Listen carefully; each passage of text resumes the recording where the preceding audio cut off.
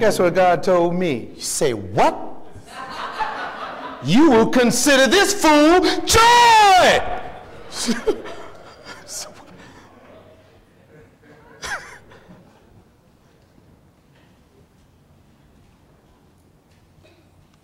Fourthly, James assumes that his readers will distinguish the intended meaning of his words. He's saying, y'all understand what I'm saying here? I'm writing you. You better, hey, you running.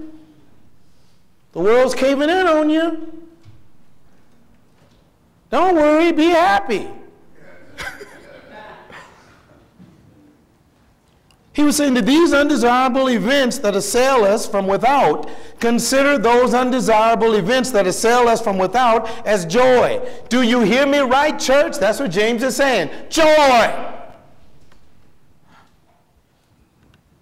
The objective meaning means the daily trials of life that comes upon us because of our faith in Christ, and that alone.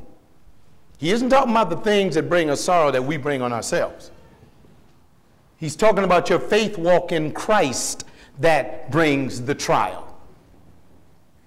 Not some disobedience, not some craziness, not some foolishness that brings you. He's talking about you are experiencing trial because of your position with Jesus. So that's the only thing that you can consider joy. All the other mess, you can chalk that up as your life. That's just part of your life. You deem that. So it don't mean that. See, don't think that one is being persecuted because things aren't going too well for him. One may be persecuted because one has brought that persecution on himself. See? So it only means that when you know you're doing something for Christ and that your intentions were supposed to be Christ-like, and now you're going to suffer for that, go ahead and suffer with joy. Just get happy. Just get happy.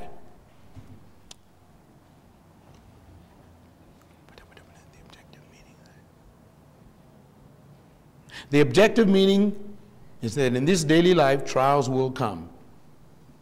That is not trial if you do something that brings friction on your life. That is not trial. That is called discipline. Okay, let's understand the difference between the two. Yeah, that's if God gives me strength. God will bring discipline on us to forever change our lives because we are his workmanship. So we cannot feel joy when he is giving us discipline, because when he is giving us discipline of the Lord, and rightly so, when experiencing the life of the child of God, we should relish in that discipline. Now let me give you Hebrews 12, and then you'll understand a little bit more what I'm talking about here. See, because I think that the writer in Hebrews talks about it much better than me. Hebrews 12, chapter 12, verses 5 through 12.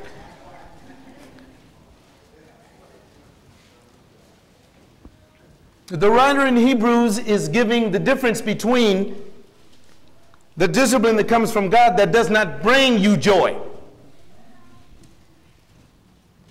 And you have forgotten the exhortation which was addressed to you as sons. My son, do not regard lightly the discipline of the Lord, nor faint when you are reproved by him. For those whom the Lord loves, he disciplines, and he scourges every son whom he receives. It is for discipline that you endure. God deals with you as sons. And what son is there whom his father does not discipline?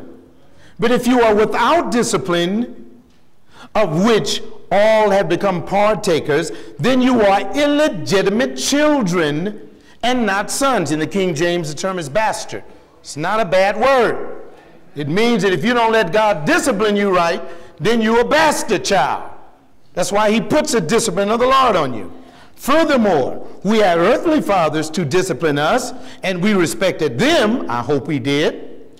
Shall we not much rather be subject to the Father of spirits and live? In other words, God says, you ought to be glad I didn't kill your behind.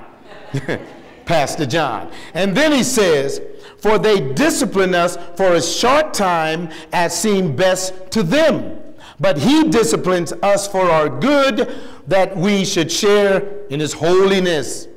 All discipline for the moment. Now he talks about it. The writer says, I'm going to tell you how discipline feels.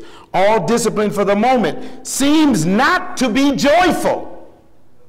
See, he's saying it. Don't say, oh man, this don't feel good. Seems not to be joyful, but sorrowful. Yet, to those that have been trained by it, afterwards it yields the peaceable fruit of righteousness. Therefore, strengthen the hands that are weak and the knees that are feeble. Now, this is what godly discipline brings. He says, for the moment when it comes, you don't feel like you should be happy. And James says, oh, wait a minute. You're going through some trial. Don't worry, be happy. So you got to read Hebrews and James within its proper context. Both of them said there's going to be some discipline coming, and there should be some joy behind it.